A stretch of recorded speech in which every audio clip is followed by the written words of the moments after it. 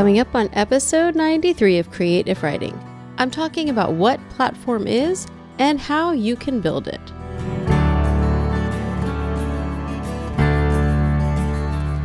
I can't go back to sleep, it's almost light.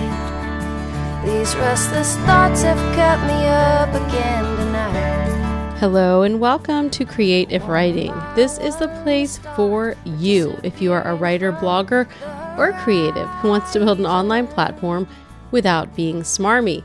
So today we're actually going to talk about what platform is and maybe also what smarmy is, because I have people ask me that a lot.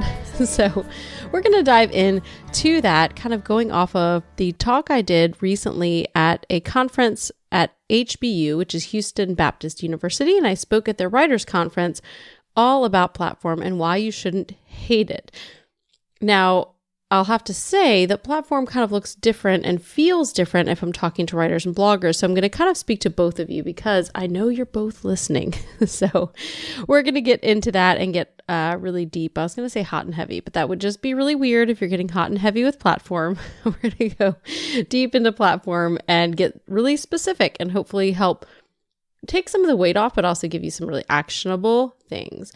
So I'm your host, Kirsten Oliphant, if I didn't already say that. I don't think I did this week. And I am excited to be here with you. Every Monday, you're going to get a longer episode here at Creative Writing, either an interview or a solo show. And let me warn you, there's going to be a lot of solo shows coming up because I'm recording right now for the Profitable Blogging Summit, which you can register for if you go to creativewriting.com/PBS17. And we have almost 40 interviews. So I'm doing them with Paula Rallo from Beauty Through Imperfection. So I'm splitting them up this year, which is great, but it's still a lot of interviews. So I just really can't work in any right now for the podcast. So you'll be hearing a lot of my voice. If you have any questions or topics that you think would be great, please visit the Facebook group and let me know. Last week, for episode 92, where I talked about pre-launching your courses, that came from a audience member's question. Hey, Caitlin, way to ask a great question. So if you guys have questions, put them in the Facebook group, which you can find at creativewriting.com/community. Before we go further, I want to say a word about our sponsor, which is ConvertKit. ConvertKit is my absolute favorite email service provider. And we're going to be talking about email and how important it is later on in this episode. So I will just say that using a tool like ConvertKit that has lots of advanced features, it can seem overwhelming or like maybe you don't need it. And maybe you don't.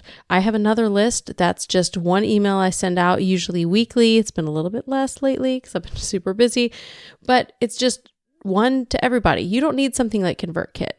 But if you are selling products, if you are hosting webinars, if you are trying to segment your list, if you are trying to sell to your audience, you need something more robust, and ConvertKit is that tool. So you can get your 1 month free trial if you go to creativewriting.com/ConvertKit and then shoot me a message to say that you did it, because I will add you to my private Facebook group. I don't post in there a ton, but I do share videos and helpful tips and hints when I find something that's really awesome or works in ConvertKit. So thank you, ConvertKit, for being a sponsor to the show. Shall we get into platform? I'm really excited about this. So let me start by saying that platform is actually one of the reasons I started this show. And even though I didn't realize the focus that platform would have, I really thought this podcast was going to be just for writers. So I've shared this story a little bit before, but I'll share a bit of it again. I went to a writers conference specifically for writers and specifically for Christian writers in the beginning of 2015. And it was in Austin. It's called Rewrite, and they haven't had it since. I'm not sure if it's going to come back, but it was a really great little conference put on by a small literary agency. Actually, they're not that small, but a literary agency based in Austin, Texas, called the Fed Agency, FEDD. And it was a really great conference. I just enjoy conferences. I'm a nerd. I love learning. I love being in rooms with other people doing what I'm doing. And one of the things that happened at that conference is that people kept coming to me because we'd have conversations, and I knew a lot about social media, and other people were super frustrated. And I was able to, in a couple minutes, kind of help turn people around to getting on board with this idea or give them ideas on how to use, social media or email or something like Pinterest to grow traffic or to kind of build up that whole idea of platform.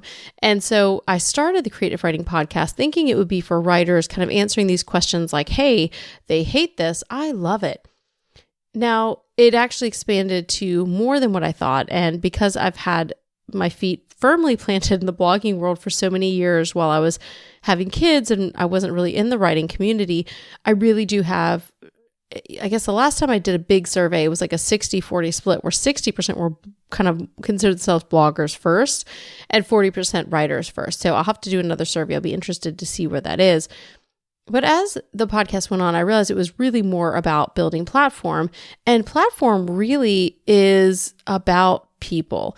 So I want to dive into this. And when I spoke at HBU, I can actually I'll share a link where you can get the slides to that because I did some fun slides. But the idea of platform generally for writers is one of those like groan-worthy terms where people hear it and they're just like, ugh, because the history of writing, the brief history, is that in recent years, the understanding was that you would write a book, get a publisher, and they would do all that kind of marketing work for you. Now that's been shifting and shifting and shifting. And now we're at this point where you're expected to do a lot of that promo yourself, whether you're traditionally published or not. And a lot of people are saying, well, hey, if I'm going to do that work anyway, why not publish myself and get 70% royalties in some cases rather than 15% if I'm going with a traditional publisher? So this idea of platform has become groan-worthy to people because if they're getting a traditional deal, a lot of times that question comes up first, like, okay, you wrote well, I like your book idea, but what's your platform like? And in some cases, in talking with Jane Friedman, and I'll have to link to the episode because I can't think of it offhand, she was saying that a lot of times publishers use this term platform as a reason to turn authors away, saying, it's about your platform when really it's about the writing. And it's a shame, she was saying, that they're not honest and just saying like, hey, your writing kind of stinks, like go work on that. Because then they think instead they need to go work on their platform, and that's not actually correct. Now, bloggers are a little bit more receptive to this, but at the same time, there is sort of this general sense that we all wish we could be back in like 2010 maybe, where you could just write it and they would come. It was very field of dreams. You wrote a blog post and people somehow found it and they would read it because that's how blogging was back then. I started my Kirsten Oliphant blog, which was actually still Hate Pickles at that point because I hated pickles before pregnancy, during pregnancy, and after pregnancy. That was my parenting blog that I started back in, 2007, actually, the year before Sawyer was born. And back then I did just write and people would read it. You didn't promote it anywhere. So platform can be sort of that dirty word to bloggers too, but bloggers are a bit more savvy and willing to go do what it takes, where writers, I think, dig in their heels a bit more. So for both of you, we're going to talk about platform, and I want to reframe it and help you guys know exactly what you need to build a platform and why you shouldn't be upset about it. So I'm going to start with this quote from Michael Hyatt, or I guess continue because I've started. Let's be honest. This is from Michael Hyatt's book, which is actually called Platform, and it's a great book if you want to kind of think more about this idea. And here's this quote. It says, "Today's platform is built of people. Your platform is the means by which you connect with your existing and potential fans." I'm going to read that one more time. Today's platform is built of people. Your platform is the means by which you connect with your existing and potential fans. Now, I love this idea because this is where we can totally break away from that whole idea of hating platform, because who doesn't want to connect with fans? And if you don't want to connect with fans, then you should probably just write a diary. Not online, just a diary, because if you don't want to connect with fans, why are you doing it publicly, right? So we all want to connect with fans. And I think this is a story that I told at the beginning of my session at the HBU conference. When I was little, the first album that I got, and yes, I said album, my record album, I had a orange and brown Fisher-Price record player that still works. And my kids actually have used it, still works. Amazing. It's plastic, you guys. The first album that I had that was not a kid's album. So I had, I think I had some kind of Disney album about America, like it was like American songs. And then I had the Smurfs album, and then Garfield, which is still one of my favorites. It's a really good one. I don't have any shame in saying this, but the Garfield album was awesome. But the first real non-kid album I got was Michael Jackson's Thriller. And I loved this thing. I would say I wore it out, but it's still fine because I've played it actually still on the Fisher-Price record player. And it was the album where, it's that big size and you opened it up and it was a picture of Michael back in the day when he looked totally different than he did in the end. He had the big white smile and I think he was wearing like a white suit. He might have had a tiger. Anyway, these are all my kid memories now coloring through. So we'll see what's actually real. I'll have to look it up now.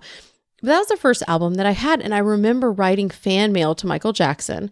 And I think I actually wrote him fan mail. I drew pictures of like white gloves and I wrote him the lyrics to the song Sweet Dreams Are Made of These, which in hindsight, why would you send another artist lyrics? But anyway, I was like 5 or 6 at the time. So I'm writing Michael Jackson these postcards. And I remember telling my mom, like, we need to mail these to Michael Jackson because at 5 or 6, I thought that was like a thing you could do. And my mother said no. And part of the reason was probably because my mother did not want to encourage my Michael Jackson obsession, but also where would you send them? Like, where would you find out in 1980, what were we in 1983, 1984? I don't know when that album came out. Where would you send Michael Jackson mail? Like maybe you would find an address at the back of the album that was probably the record company, not Michael Jackson himself. Like it was hard to reach people because unless there was an address provided somewhere, like a physical address, that was it. That was the only way you could possibly connect with them unless you like went to wherever they lived and stalked them or something. And even then, how did you know where they lived? So back then, it's funny looking back now, being of the generation that got all the way through college without even having a cell phone because nobody had them. And now the world we live in where I have a cell phone glued to me at all times, I just keep wondering, how did we find out information back then? Like, it just seems like the dark ages. I didn't even have my own computer in college. Like I used my roommate's computer and checked email maybe once a day. It's just such a different world. But back then you couldn't directly connect with your favorite author, your favorite artist. You couldn't. Whereas today you can go on Twitter and maybe you'll be getting their assistant, but you could connect with an artist on Twitter potentially like quickly. And we've all had those moments where you've maybe tweeted something. Twitter, I feel like, is the best place to really connect quickly and easily with a celebrity, more than like on their Facebook page or somewhere else. But, you can do that. And a lot of us have stories of how, so-and-so retweeted me or somebody liked my tweet. And it's kind of like that fun moment where you feel like, okay, we're only one step away. That is the beauty of platform, you guys. We are living in an age where we can actually connect with our fans in a really close way. And this is good news even for you introverts. I'm an introvert, you guys. You may not know that because I get on here and I talk, and I love interviewing. I'm not shy, usually. I do have certain situations where I kind of fold into myself a bit, but I am an introvert. And what that means is that I get more energy from being alone than with other people. But for you introverts who are out there some introverts are social introverts and some are not. Maybe that's another discussion for another day. But, even if you're not a social introvert, you can still connect with people online through email, through Twitter, through these social media channels. It's a really amazing thing. So we should first reframe platform and think of it as being able to connect with our fans and what a privilege that is to be able to do that. So once we've kind of reframed that whole idea, here are 3 kind of sections of your platform three sections that actually make up your platform. So the first is your central hub, which is like your blog or website, and then your email list, and then social media. So we're going to talk about all 3 of those fairly briefly, and I'm going to have some really detailed resources for you in the show notes for this, which are going to be at creativewriting.com/093. So let's start with your central hub, which is your website or blog. And I'm using those terms synonymously because these days blogs look a lot like websites for the most part. And if you have a blog where you're, sharing posts and things like that, it really should be a part of whatever central website you have. It shouldn't be something separate. Just make it easy for people, have it all in one place. I would recommend getting your name.com, especially if you're an author. Now, if you have a really clever name, that's fantastic too, but you should also buy your name.com. And even if you're just having it redirect over to that clever name, because, I will say, And Matt Brady from the community was talking about this. It's easier to promote something sometimes with a name. And it kind of is. Like, it's kind of weird sometimes to be like, go check out my blog, KirstenOliphant.com. Yes, I did name it after myself. It's just a little bit weirder than when I had the Still Hate Pickles blog and I could say, go find me at stillhatepickles.com. And then there was a story behind that I hate pickles. I hated them when I was pregnant, even though everyone said I would love them. I didn't. I still don't. So that was my blog. And there were actually a lot of people who were kind of sad when I changed over to kirstenoliphant.com. But the reality is, especially if you're going to publish books, whether you're a writer first or a blogger who wants to publish books, it's easier to find you using your name. And a lot of bloggers who have used different names, like, for example, the blogess, who is Jenny Lawson, as she started to publish books, you can see in the different editions, at first, the blogess was really in big letters, and then they would have her name kind of below that. And it changed and shifted to be Jenny Lawson, AKA, I don't know if they used AKA, but the blogess. So they still had both names on there, but they started emphasizing her real name. So this is a thing that happens. It is important to get your name.com, but you do need a site. And you don't necessarily have to have a blog. So if you are a writer and you don't want to have a blog, don't have a blog. We're in the age where you can use a social media platform or something else to connect more personally, but you do need a website. And what you need to have on that website is kind of just the basic information. At the very least, you need to have an about page that shares kind of who you are. If you have books for sale, you need to have a page that links either out to your Amazon page or, sells the books and products right there on your site. If you have a blog, again, have that right there on that website. And you want to have a place that people can connect with you on social media and sign up for your email list. So those are the very basic things. And I'm going to leave some recommendations in the show notes. But if you are totally untech savvy and have no money, I would highly recommend Squarespace. And I've played around a little bit with Squarespace. I actually thought about moving there, but I'm too kind of entrenched in the WordPress plugins to move. But Squarespace has been around as long as WordPress, so it really is a solid company. And there's a great free course from Megan Menz that I'll link to in the show notes. Again, creativewriting.com/093. And Squarespace makes it really easy. It's about $8 a month. They handle the hosting and everything else for you. It's all right there. They have drag and drop templates. It's really pretty simple. And you can it's already integrated with a shop. So if you do have books and things you want to sell on the site, it's already right there. You don't have to figure out a whole lot of tech to do it. The other option, I do recommend WordPress.org. And I think it's really annoying that WordPress has WordPress.com, which is like their free thing, and WordPress.org. So WordPress.com is sort of like Blogger in that you're going to, unless you pay for your own domain, you're going to have, KirstenOliphant.wordpress.com, which is just super annoying. It's just worth it to be professional and not have that extra blogger spot or blogger or the WordPress in there. Just don't have that. Go ahead and get WordPress.org. And that means you're going to pay for your domain name, which is like the KirstenOliphant.com, and then hosting, which is where kind of all the files and servers live. And I would highly recommend SiteGround. I'm an affiliate for SiteGround, and I have been nothing but impressed. I moved after being really disappointed with Bluehost. So I do have some recommendations for you on how to set up a WordPress.org site. And a few of them talk about Bluehost, but don't believe it. Please don't use Bluehost. If that's one thing I would go back and change. I know some people are still happy with them, and I was happy for 3 years. But when your site starts to go down and is down every single day, and you hear this from bloggers over and over and over again, it's just worth the move. So if you want to sign up with SiteGround, it's creativewriting.com/SiteGround, and that's my affiliate link. And they have great prices and make things really easy for bloggers. Their customer service is amazing, and I've used it quite a bunch because the back end of blogging stuff's just not my thing. This is not my thing. And I also have a link from Andrea Beltrami, the branded solopreneur, about setting this up, and from Mary Dennis of WP Tech Cafe. And Mary is in our Facebook community, and I don't know whether to feel good or bad, but she gets tagged constantly because people need help, and she's sort of the expert in the group. So thank you, Mary, for letting us continually burden you, but I hope it's sending you bunches of business. So again, if you're in the community, creativewriting.com/community, you can talk to Mary, Merri, and tag her if you need WordPress help. So that's what the first part of the pillar of your platform is. You need a central hub. It doesn't have to be super fancy. At the basic, you could have a landing page that collects email addresses and says coming soon.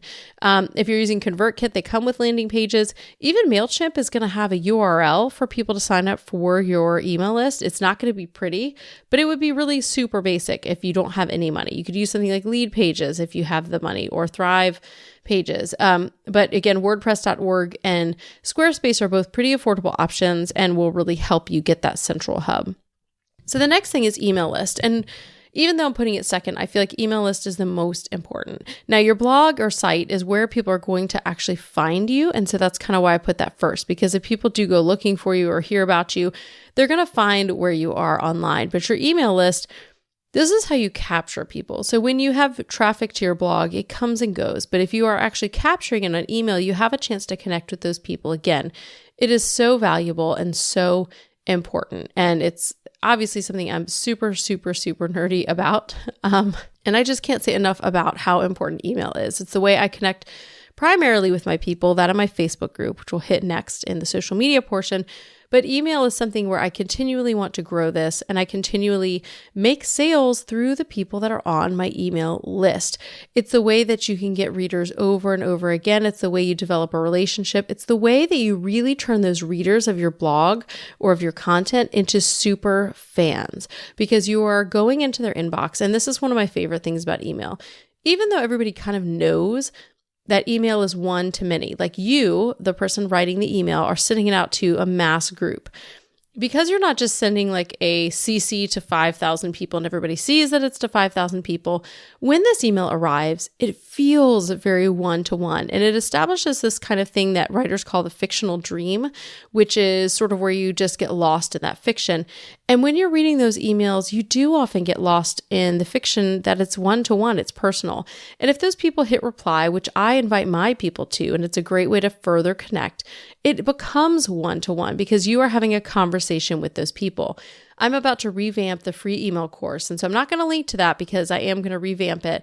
But I emailed all the people who had taken it and said, hey guys, hit reply and let me know what was the big takeaway. What do you remember? And what would you change? What were you still missing at the end of the course so that I can revamp it in a way that makes sense?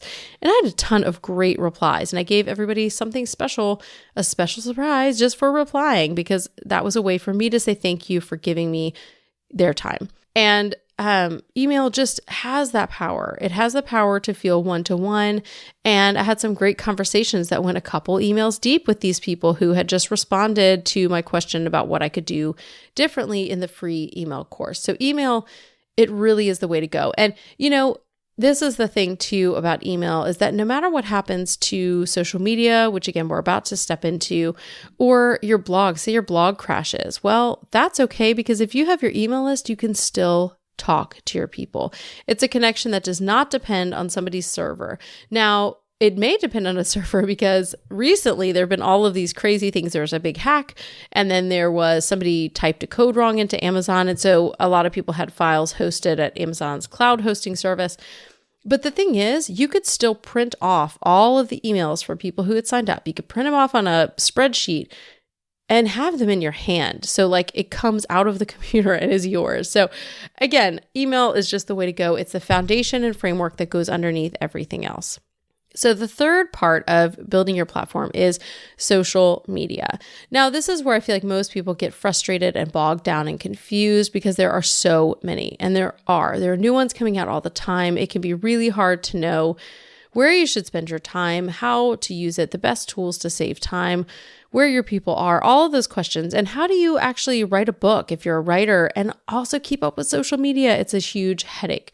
So what I will say about social media is this: don't be everywhere, especially if you're just starting out. Pick a platform and rock that platform out. Now, I would recommend trying to go ahead and get your handle on all the social media platforms so that as you expand, you're not going to have like 10 different names. Okay. It's easier if people know they can find you. So for example, when I started using social media, Kiki Mojo was my handle, and that's my roller derby name. And in hindsight, I would have used Kirsten Oliphant, but I already had built up a huge following by the time I would have switched. So even if your handle isn't the exact name you want, as long as it's consistent, it's really helpful when you're promoting things. So I would pick one platform to focus on, but I would also recommend the platforms you think you're going to use. Go ahead and get your name if possible and have it be consistent across the board. Because again, super helpful, super streamlined when you're trying to share that out.